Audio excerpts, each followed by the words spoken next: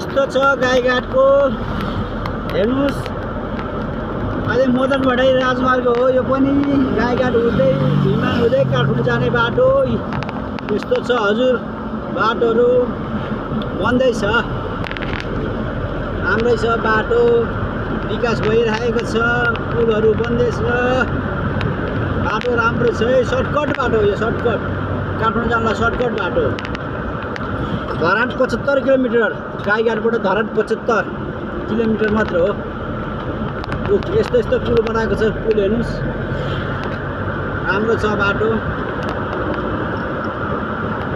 यस्तो छ, टर्निङ चाहिँ धेरै छ गाईघाटको बाटो, टर्निङ चाहिँ धेरै। बाटो चाहिँ यस्तै है, यस्तो छ बाटो।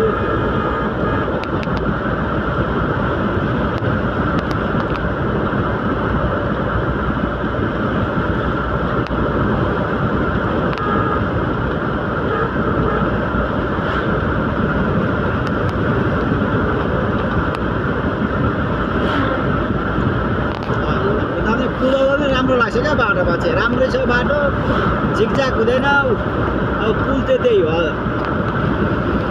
यो पुल हेर्नुहोस् यस्तो दामी बनाएको छ, अहिले भाइरल पुल।